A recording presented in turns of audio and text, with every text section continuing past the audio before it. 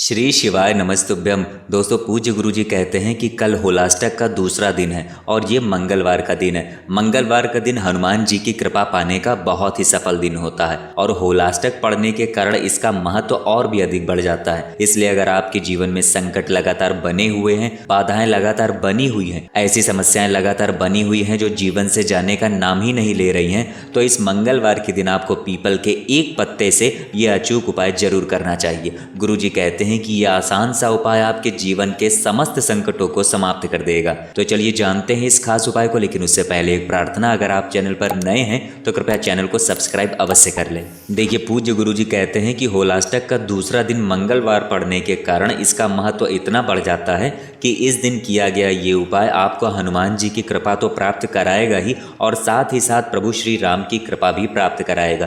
क्योंकि आप सभी जानते हैं कि प्रभु श्री राम ने श्री हनुमान जी को ये वरदान दिया था कि कलयुग के अंत तक श्री हनुमान जी यही धरती पर वास करेंगे। इसलिए अगर आप लोगों को अपने जीवन के कष्ट, दुख, दर्द, परेशानी, संकट, इन सभी को समाप्त करना है तो आप इस मंगलवार के दिन ये उपाय जरूर करिएगा। देखिए, गुरु जी ने कहा कि इस उपाय में आपको सबसे पहले जरूरत पड़ेगी एक पीपल के पत्ते की। क्योंकि आप सभी जानते हैं कि पीपल का वृक्ष हिंदू सनातन संस्कृति में बहुत ही पूजनीय है और भगवान श्री कृष्ण ने तो भगवत गीता में यहाँ तक कहा है कि वृक्षों में मैं पीपल हूँ, इसीलिए पीपल का वृक्ष देव वृक्ष भी कहलाता है। अब इस उपाय में आपको जरूरत पड़ेगी सिर्फ एक पीपल के पत्ते की। लेकिन आप लोगों को एक बात का ध्यान रखना है कि ये पीपल का पत्ता आपको पेड़ से तोड़ना नहीं है, बल्कि पीपल के पेड़ के नीचे जो पत्ते गिरे पड़े रहते हैं उन्हीं में से एक अच्छा स्वच्छ पत्ता आपको उठा लेना है। फिर यही एक पत्ता उठाकर आपको अपने घर ले आना है और उसे शुद्ध जल से धो लेना है और अच्छी तरह से साफ कर लेना है। अब जिन लोगों को पीपल का पत्ता उपलब्ध नहीं हो पाता है तो वे लोग तुलसी की एक पत्ती से भी ये उपाय कर सकते हैं। अब देखिए, पूज्य गुरु जी ने कहा कि मंगलवार के दिन सुबह से लेकर रात तक किसी भी समय आपको हनुमान मंदिर पहुंच जाना है।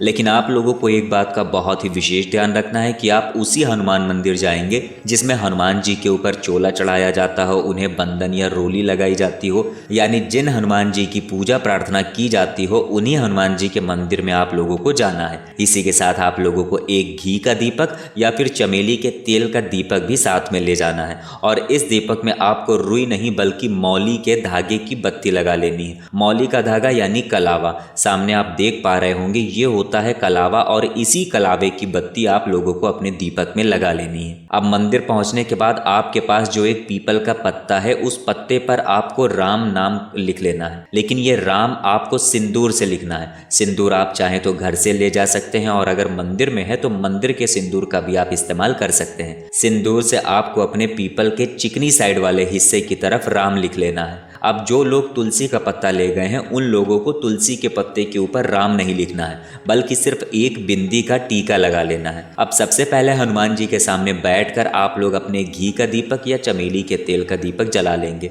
इस दीपक को जलाने के बाद आप सिर्फ एक बार हनुमान चालीसा का पाठ वहीं दीपक के सामने बैठकर, हनुमान जी की प्रतिमा के सामने बैठकर, हनुमान जी की मूर्ति के सामने बैठकर एक हनुमान चालीसा का पाठ कर लेंगे। बस हनुमान चालीसा से पहले आप लोगों को एक बात का ध्यान रखना है कि आप सबसे पहले श्री राम ऐसा कम से कम 11 बार या 21 बार जरूर बोल लेंगे, क्योंकि श्री हनुमान जी को श्री राम जी का नाम अत्यधिक प्रिय है। और अगर हनुमान जी की आप पूजा प्रार्थना करते हैं और उससे पहले श्री राम भगवान का नाम लेते हैं तो हनुमान जी आपका वो कार्य बहुत ही शीघ्रता से पूर्ण कर देते हैं। अब दीपक जलाकर एक बार हनुमान चालीसा का पाठ करने के बाद आपके पास जो एक पीपल का पत्ता है वो हनुमान जी के सीने में लगा देना है। अब सबसे आखिर में आपको श्री हनुमान जी से प्रार्थना करनी है कि आपके जीवन में जो भी संकट आ रहे हैं या आप कोई भी कुछ काम शुरू करना चाह रहे हैं और आपके जीवन में समस्याएं आ जाती हैं, कोई ना कोई विपत्ति आपके जीवन में आ जाती है, एक से निपटारा होता नहीं है और दूसरी समस्या पहले आकर खड़ी रहती है, तो ऐसे लोगों के लिए पूज्य गुरु जी कहते हैं कि जिनके जीवन में बहुत सारे संकट हैं तो उनको मंगलवार के दिन ये बहुत ही अचूक उपाय जरूर करना है। पूज्य गुरु जी कहते हैं कि आप सिर्फ एक मंगलवार ये उपाय करिएगा और आप स्वयं देखेंगे कि इस उपाय को करने के बाद आपके जीवन में कैसे कैसे नए चमत्कार होने शुरू हो जाते हैं। तो दोस्तों, ये था पूज्य गुरु जी द्वारा बताया गया एक बहुत ही खास उपाय। अगर आप लोगों को जानकारी अच्छी लगी हो तो वीडियो लाइक करिएगा। मिलते हैं फिर एक नए वीडियो के साथ। श्री शिवाय नमस्तुभ्यम।